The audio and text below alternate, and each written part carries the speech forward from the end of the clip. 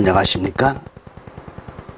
오늘은 애청자 여러분과 함께 은혜 받을 말씀은 요한계시록 17장 1절로 7절까지의 말씀을 제가 봉독해 드립니다.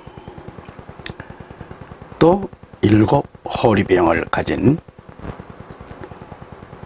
7 천사 가운데 하나가 와서 나와 대화하며 말하기를, 이리 오라. 많은 물 위에 앉은 그 큰 창녀의 심판을 내게 보이리라. 땅의 왕들도 그녀와 더불어 음행하였고 땅에 사는 자들도 그녀의 음행의 포도주에 취하였다다 라고 하고, 그가 나를 영 안에서 광야로 이끌어 가니라.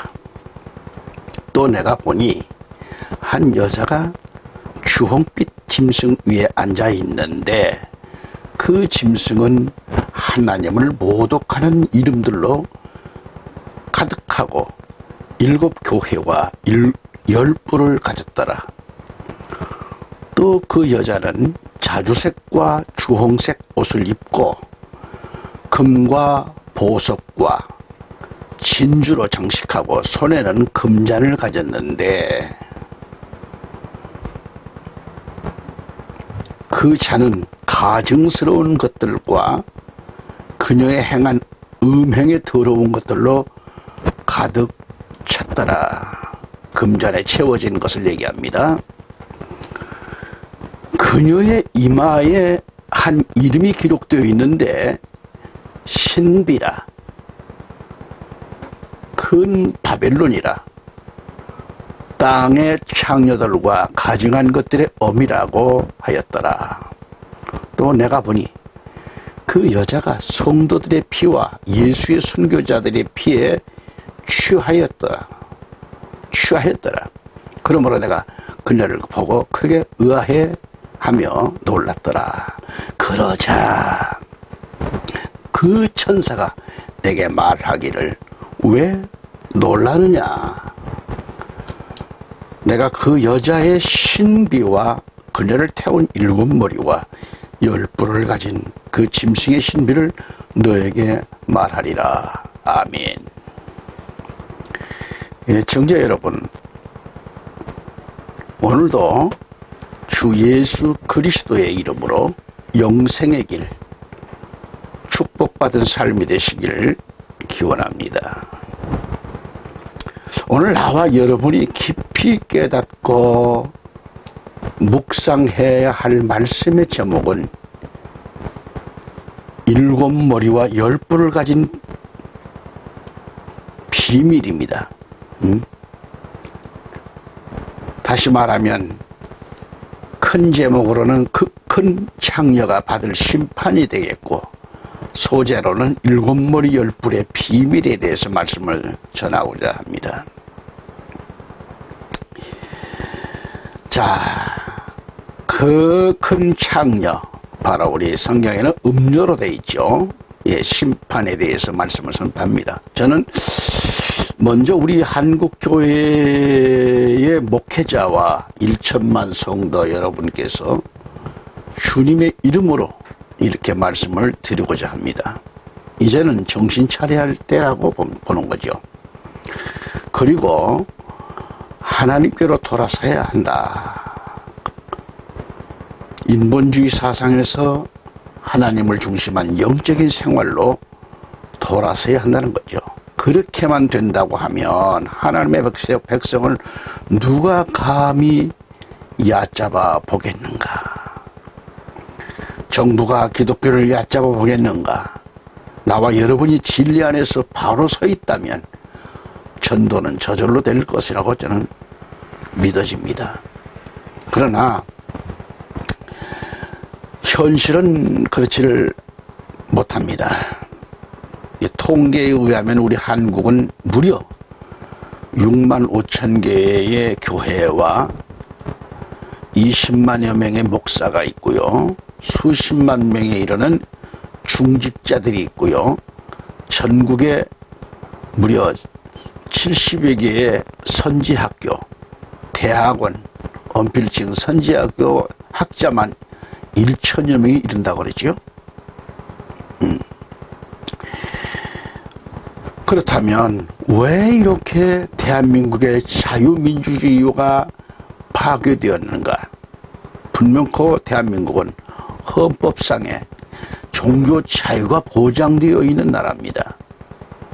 그런데 현실은 한국교회가 위협을 받고 있다는 사실은 어제 오늘이 아니죠. 어떤 정부가 들어서든지 간에 항상 골치 아프게 교계를 위협을 하는 그 세력들,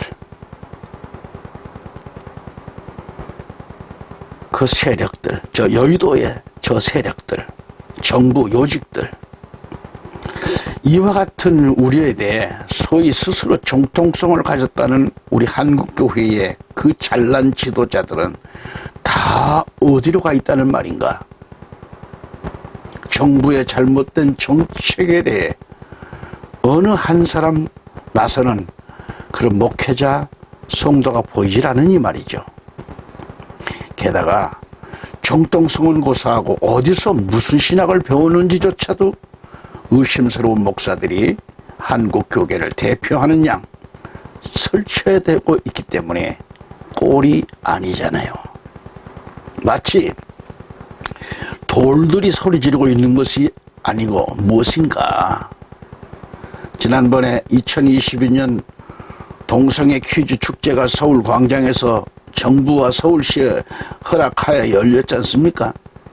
우려스러운 건 동성애 축제가 범람하게 되면 그 동성애는 대중화가 될 것인데, 이에 따라 차별금지법, 이 동성결혼이 합법적으로 앞당겨 통과될 조짐인데 말이죠. 저 사이코패스들이 차별금지법, 동성결혼을 통과시킨다는 겁니다. 사이코패스란 목적을 이루는 데 있어서 수단과 방법을 가리지 않고 감정에 공감을 못하는 그런 심리를 가진 자를 가리킵니다. 걱정되는 것은 우리 한국 교회 안에서도 사이코패스가 많다는데 우려스러운 일이 아닐 수 없습니다. 이제 한국 교회의 지도자들이 정신을 가다듬고 나서야 할 때입니다. 지난번에 동성애 합법을 하면서 축제가 범람한 그 자리에 우리 교계 성도들 지도자들이 많이 가 있었습니다만은, 그러나 진실로 이 소리가 윗선에 들어가지를 못하고 있으니 말이죠. 알고나 있는지 모르겠습니다. 한국 교계의 큰 지도자들이 뭘 하고 있는 건가? 한국 교계의 그 뒤를 맞으면서 목청을 높여가며 간절한 마음으로 기도하면서 차별금지법, 동성결혼에 합법적으로 앞당겨지는 걸 반대하는 그런 목소리들이 있었습니다만, 그 목소리를 대변할 수 있는 지도자가 한국은 없습니다. 그게 문제지요. 교회가 지금 앞장서서 나서야 되겠는데, 그러나 그만한 인물이 없잖아요, 지금.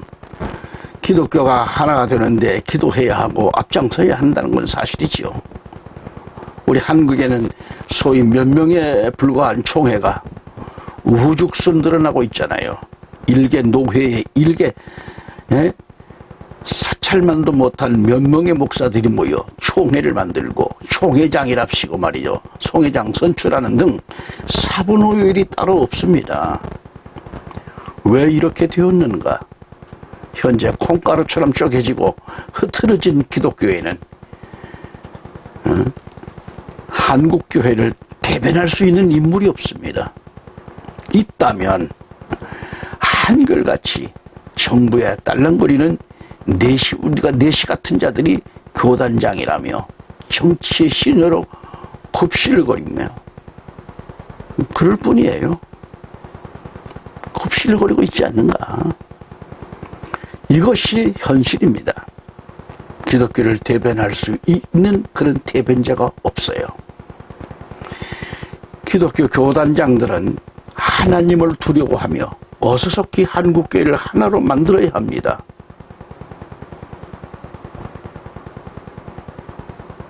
한국교회가 인정할 수 있는 각 단체가 많지만은 진정으로 목소리를 갖는 단체가 없잖아요.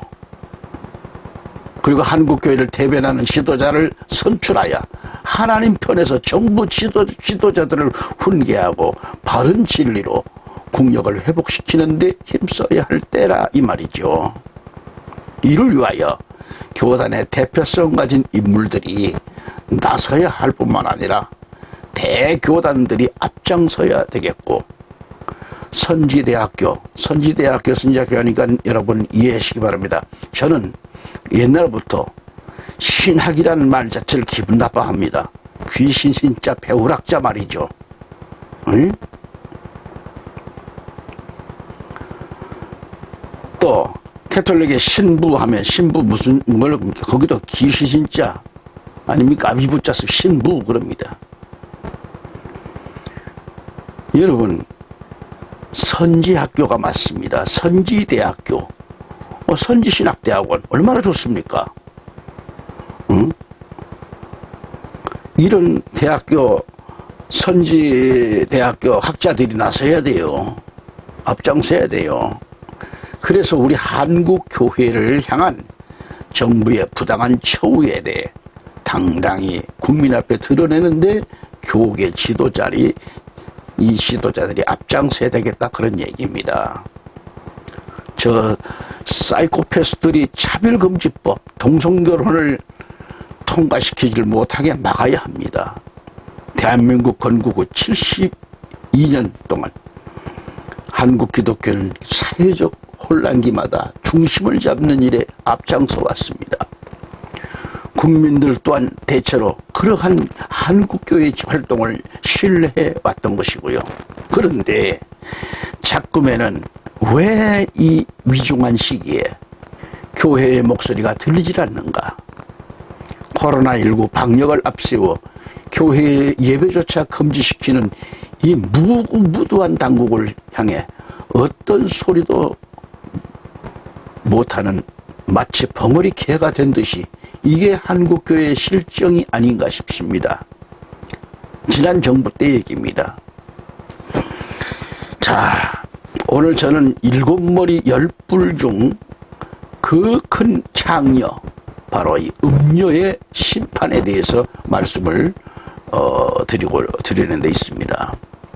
기독교가 타락했을 때 그 큰 창녀가, 음녀가 받을 심판을 생각해 보아야 합니다. 성경의 시작은 창세기죠. 성경의 끝은 요한 계시록인 것을 여러분이 잘 알고 있습니다.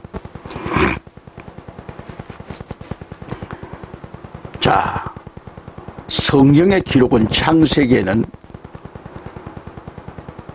여인의 후손으로 메시아의 약속을 시작으로 기록되었지 않습니까? 반면에 요한계시록에는 모든 예언의 결론입니다. 결론으로서 뱀의 후손이 멸망과 그와 노란한 큰 창녀가 받게 될 심판에 관해서 말씀이 자세히 기록되어 있는 것입니다.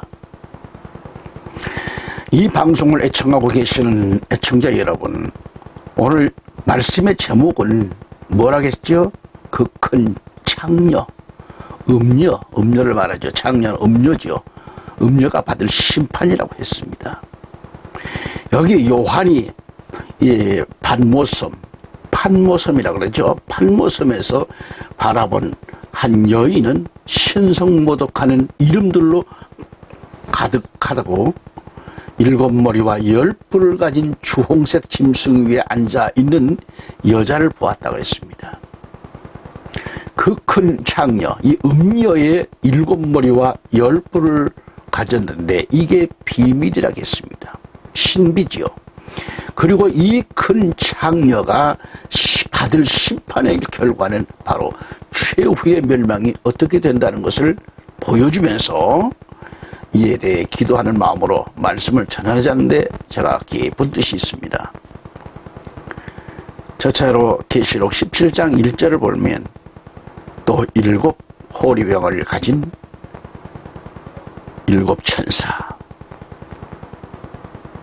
우리말 성경에는 일곱 대접입니다. 그러나 번역된 성경을 보면 호리병이라고 했습니다. 일곱 호리병을 가진 일곱 천사 가운데 하나가 와서 나와 대화하며 말하기를 오라, 이리 오라. 많은 물 위에 앉은 그 큰 창녀의 심판을 내게 보여주리라고 했습니다. 아멘. 여기서 일곱 호리병을 가진 일곱 천사 가운데 하나가 와가지고 요한을 초대합니다. 이리 오라 말이죠. 그 천사는 일곱 호리병을 가졌다고 했는데 여기서 일곱 호리병을 가졌다는 것은 곧 심판을 가리킵니다. 심판. 또한 일곱 호리병을 가진 천사는 진노를 담당한 천사들을 지금 가리키고 있고요. 그렇다면 그 진노를 담당하는 천사들은 누구를 심판할까요? 또는 그 심판의 대상은 누구이는지. 심판의 대상은 바로 그 큰 창녀, 음녀라고 밝히고 있습니다. 둘째로 계시록 17장 2절을 가보면 땅의 왕들도 그녀와 음행하였고 그랬어요. 여기서 그녀는 음녀를 가리킨다겠죠?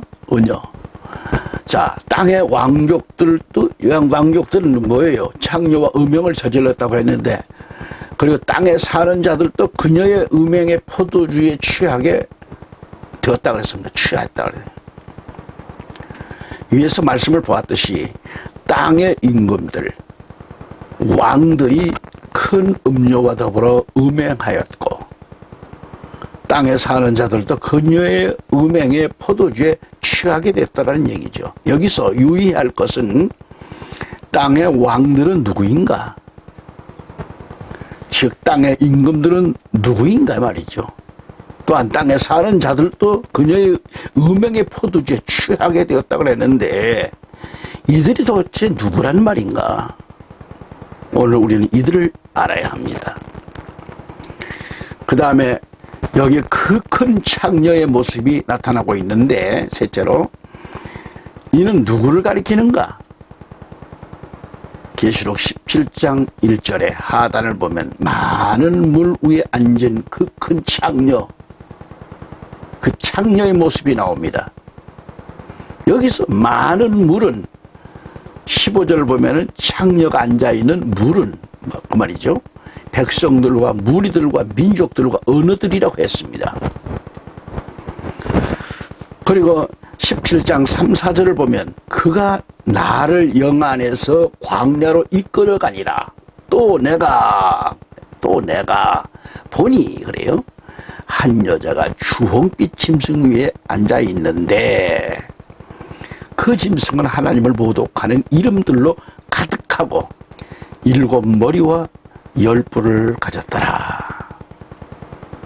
4절에 가보면 또 그 여자는 자주색과 주홍색 옷을 입고 금과 보석과 진주로 장식하고 손에는 금잔을 가졌는데 그 잔은 가증스러운 것들과 그녀가 행한 음행에 더러운 것들로 가득 찼더라 했습니다. 그 잔에.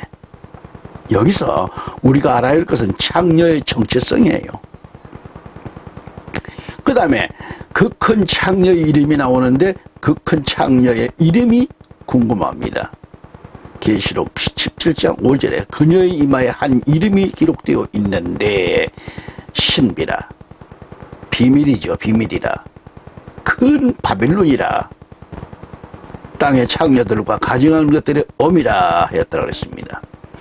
여기 보면은 신비, 큰 바벨론, 땅의 창녀들과 가증한 것들이 엄인 것을 그 이름이 발표했습니다. 참고로 어미는 갈라디아서 4장 26절에 가보면 오직 위에 있는 예루살렘은 자유로우니 우리 모두의 어머니라고 했고요. 룻기서 1장 8절을 보면 나오미가 두 며느리에게 말하기를 가라. 너희는 각자 어머니의 집으로 돌아가라고 권면했습니다. 여기서 어머니가 나오고 나오미의 두 며느리가 돌아간 집은 각자 다릅니다. 그 다음에 창녀가 먹은 음식은 무엇일까요? 본문 17장 6절에 성도들의 피라겠어요. 피와 예수의 순교자들의 피에 취해 있다고 그랬어요. 여기 창녀의 음식이 성도들의 피와 예수의 순교자들의 피라고 했습니다. 이게 음식이에요. 그 다음에 여섯째로 그 큰 창녀와 싸울 대상이 누군가 그러면 17장 14절을 가서 보면 그와 함께한 자들은 어린 양의 부르심을 받았고 택함을 받았으며 신실한 자들임이라고 하더라 그랬어요. 거듭 말씀드리면 창녀와 싸울 대상은 어린 양의 부르심을 받은 자들인데 이들은 택함을 받았다겠어요. 신실한 자들이라고 했습니다. 그 큰 창녀가 이들과 싸운다는 거죠. 그렇다면 이 창녀의 종말은 어떻게 된다고 했는가 성경에 16절에 가보면 내가 그 짐승에게서 본 열불은 그 창녀를 증오하며 그녀를 패망시키고 벌거벗기고 그녀의 살을 먹고 그녀를 불로 태우리라는 것이죠. 여기서 본대로 창녀의 최후는 완전히 패망될 것이며 불로 사르리라, 불로 태우리라고 했습니다. 계시록 17장 18장에 두 장에 보면 창녀에 대해서 많은 목회자의 견해가 있지만은 이 시간 저는 거론하지 않겠습니다. 그렇다면 그 큰 창녀를 이해하기 쉽게 계시록에 등장하는 두 여인을 비교하면서 말씀을 드린다면 첫째로 두 여인은 누구의 어미인가 두 여인. 계시록 12장 1절 5절 쭉 보면 철장으로 모든 민족들을 다스릴 자의 어미가 있고요. 그 다음에 5절에 가보면 땅의 창녀들과 가증한 것들의 어미가 있습니다. 천하 만국을 철장으로 다스릴 어머니가 있는가 하면 땅의 창녀들과 가증한 것들의 어미라고 했습니다. 두 어미가 나와요. 둘째로 두 여인이 입고 있는 옷은 또 뭘까요? 계시록 12장 1절에 하늘에 큰 이적이 나타났으니 한 여인이 해로 옷 입었고 다른 그녀의 발 아래 발밑에 있으며 머리에는 12별이 있는 멸관을 썼는데 라고 그랬어요. 여기서 한 여인이 해로 옷 입었다 그랬습니다. 해는 뭐죠? 진리를 가리킵니다. 하나님 예수 그리스도를 가리킵니다. 그 다음에 계시록 17장 4절에 또 그 여자는 자주색과 주홍색 옷을 입고 금과 보석과 진주로 장식하고 손에는 금잔을 가졌는데 그 잔은 가증스러운 것들과 그녀가 행한 음행의 더러운 것들로 가득 찼더라고요. 아주 화려합니다. 여기서 그 여자는 자주색과 주홍색 옷을 입고 손에는 금잔을 가졌다고 했는데 이것은 구원이와 영화, 사치를 상징하고 있습니다. 회로 옷 입은 여자와 세상 것들로 몸에 치장하고 있는 여인이 나오지 않습니까? 그 다음에 세 번째는 두 여인의 특성을 알아봐야 돼요. 두 여인의 특성은 뭘까요? 첫째로 계시록 12장 1절에 하늘에 큰 이적이 나타났으니 한 여인이 해로 옷 입었다. 해로 옷 입었고 그래요. 다른 그녀의 발밑에 있다고 그랬고요. 머리에는 12별이 있는 멸관을 썼다고 했습니다. 여기서 달은 그녀의 발밑에 있다고 했지요. 즉 달을 밟고 서 있다는 말씀인데요. 그 다음에 계시록 17장 3절에 주홍빛 짐승 위에 앉아 있는데 그 짐승은 하나님을 모독하는 이름들로 가득하고 7머리와 10뿔을 가졌다고 했습니다. 여기서 한 여자가 주홍빛 짐승을 타고 있는데 여자가 타고 있는 짐승, 이 짐승은 하나님을 모독하는 이름들로 가득하고 7머리와 10뿔을 가졌다고 했습니다. 그 다음에 네 번째는 두 여인과 관계된 것을 보면은 첫째로 계시록 12장 1절에 하늘에 큰 이적이 나타났으니 한 여인의 해로 옷 입었고 달은 그녀의 발밑에 있으며 머리에는 12별이 있는 멸관을 썼는데 라고 그랬습니다. 근데 여기서 하늘, 달, 해 12별이 있는 왕관이 있더라고 했습니다. 왕관, 멸관이죠. 그 다음에 계시록 17장 1절 4절까지 보면은 많은 물이란 말이 나오죠. 많은 물. 많은 물, 이것은 심판, 짐승 등이 나옵니다. 그 다음에 두 여자에게는 각자 원수가 있습니다. 저처럼 계시록 12장 3, 4절을 보면 커다란 붉은 용 한 마리가 나옵니다. 다음으로 계시록 17장 16절 보면 10뿔 가진 짐승이 등장하고 있습니다. 이 같은 짐승이 두 여자에게 원수로 등장하고 있는 거예요.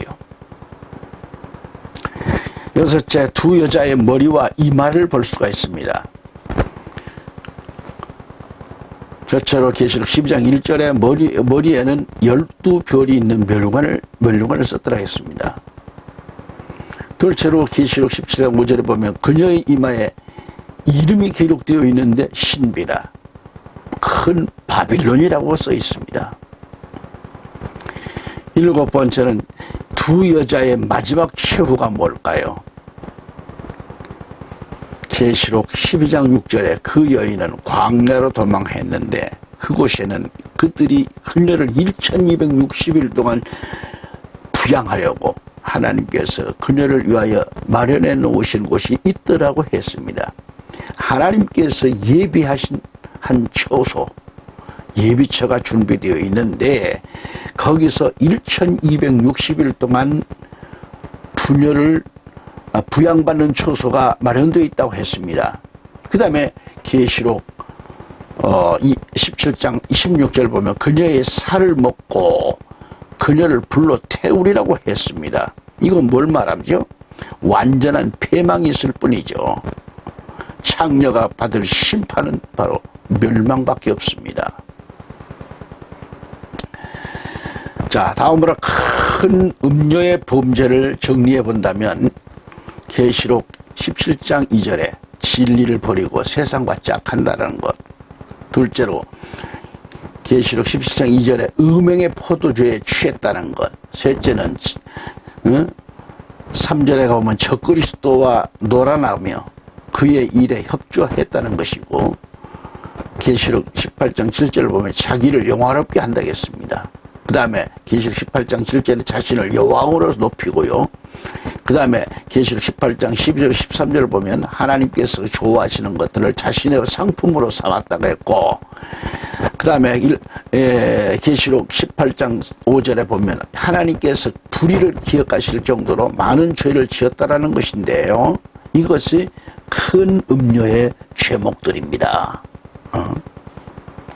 청자 여러분, 이 시간까지 이 말씀을 애청해 주시고 기도해 주셔서 감사합니다. 다음 시간 다시 뵐 때까지 안녕히 계십시오. 마라나타.